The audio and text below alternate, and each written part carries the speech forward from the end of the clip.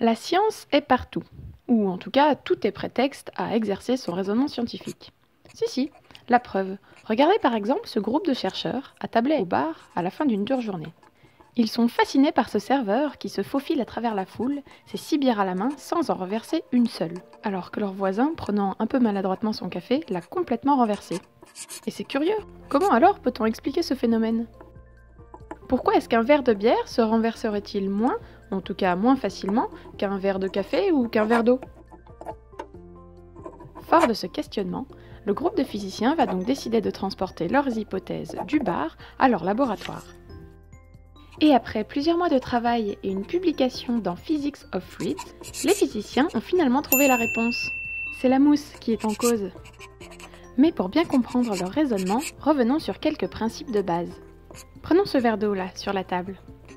Ici, on a la surface libre du liquide. Si on fait bouger la table et donc le verre avec un mouvement ponctuel, la surface du liquide va commencer à osciller avant de revenir à son état d'équilibre.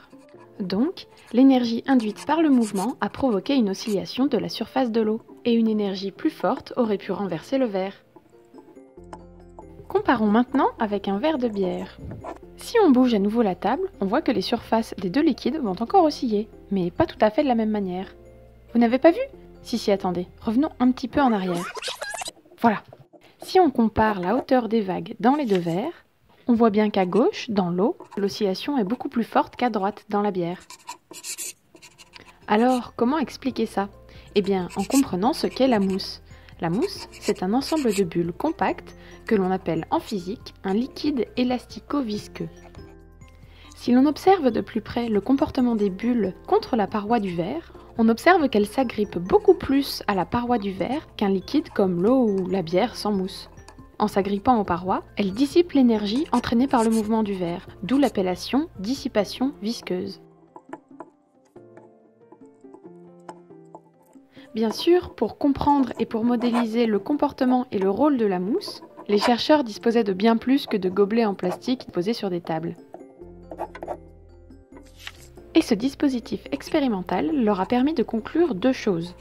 La première, c'est qu'il faut 5 rangées de bulles pour réduire au mieux l'oscillation d'un liquide. La deuxième est que les bulles de 3 mm de diamètre sont les plus efficaces. C'est donc la recette parfaite de la mousse anti-renversement. Mais alors, vous allez me dire, c'est bien beau de savoir que la bière se renverse moins grâce à la mousse. Mais concrètement, ça sert à quoi ? Eh bien, leurs résultats sont particulièrement intéressants en aérospatial. Ils indiquent en effet qu'en ajoutant de la mousse dans les réservoirs des fusées, par exemple, on augmenterait la stabilité des lanceurs et on sécuriserait l'alimentation en fuel des moteurs. Morale de cette histoire ?